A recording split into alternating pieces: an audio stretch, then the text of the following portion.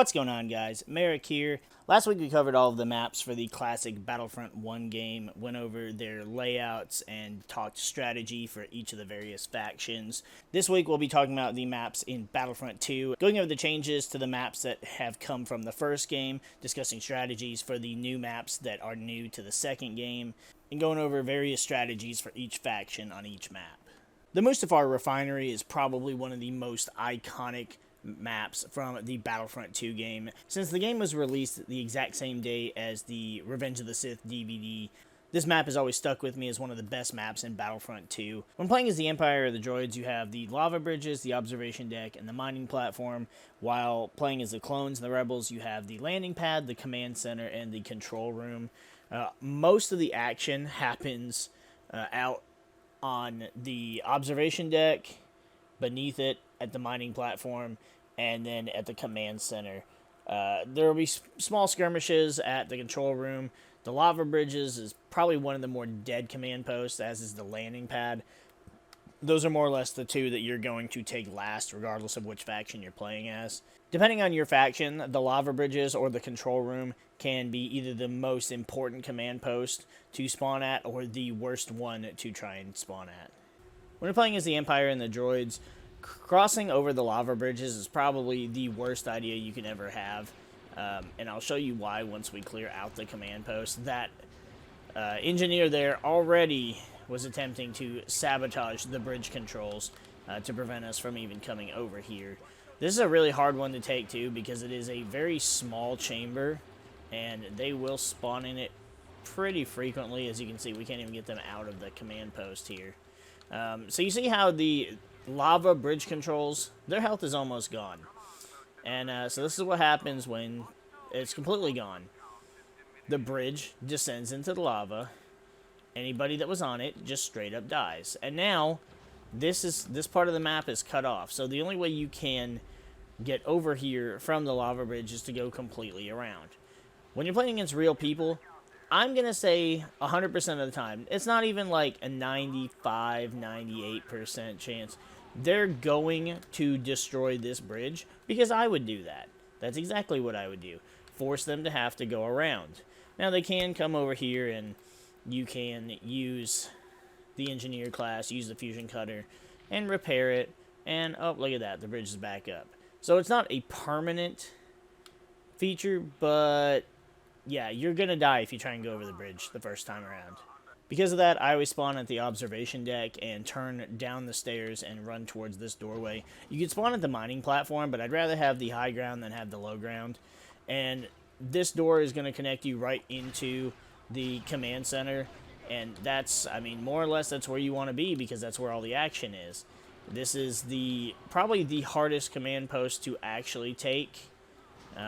There's a lot of fire that happens, there's grenades, it's really chaotic, but this is also the most important command post to take. I can't believe the health droid lived. I'm grateful it did, though.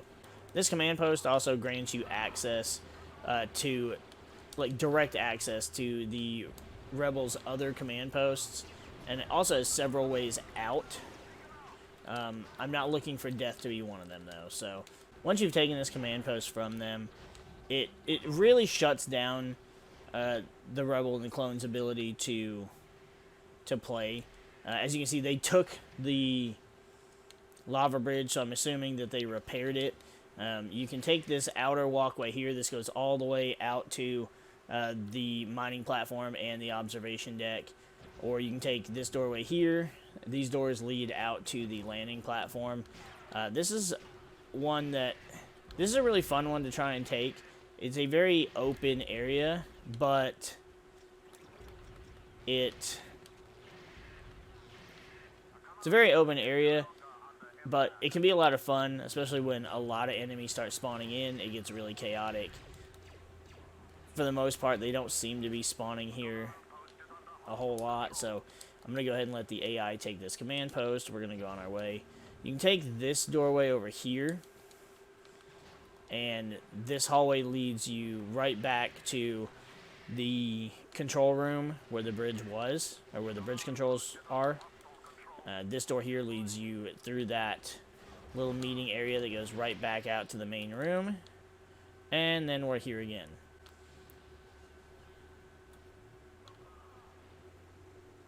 Who's in here? Get out. And of course you can take this doorway right here. And this will open up right in to the main control room. The mining platform out here, it doesn't really hold a lot of value. It has the low ground to this side over here. And there's this area over here that you can go to that goes up to the doorway that the lava bridge comes from. And then there's this area up here that, if you go this way, that's the door that also leads to the lava bridge. And right here is the ramp leading up to the observation deck. I don't want to say the map is a lot smaller than it seems, but everything is definitely more connected, to where you have several ways to get to each of the command posts. So nothing really feels closed off with the exception of the lava bridge and the control room, but you can easily rectify that, and the lava bridge isn't even the most important command post to begin with. When playing as the clones or the rebels, I will immediately take this bridge out. Hopefully not take out any allies, but you know, if you do, you've cut off the enemy from getting to your command post without going the long way around.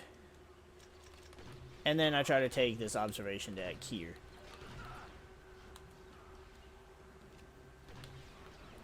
It's a little more straightforward, but I feel like it's the best result.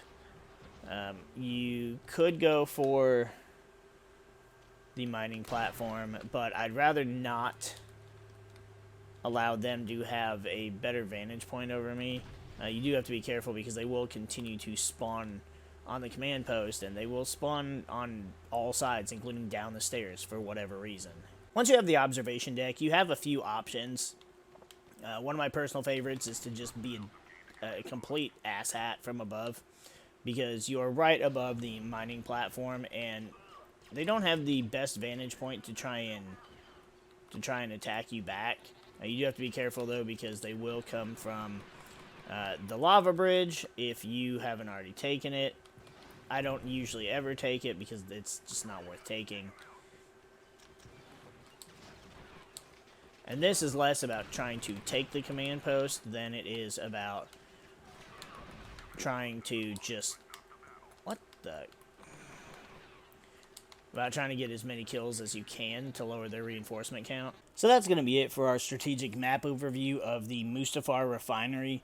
There's a lot that goes on this map for as small as it is, and all of the command posts are connected in multiple ways, so there's not a lot of time for strategy. You just have to play this map based on how the match is going. The landing pad and the lava bridges they're just useless. I wouldn't bother trying to take them. You can sneak around to take them if you really want to. It'll give you the ability to kind of corner the enemy faction and funnel them to whatever command post is left. But getting to the landing pad or the lava bridges is it's not the most ideal. And honestly, I just don't think it's worth it. Star Wars Battlefront Classic Collection comes out in just 2 weeks, so we hope to see you on the Battlefront.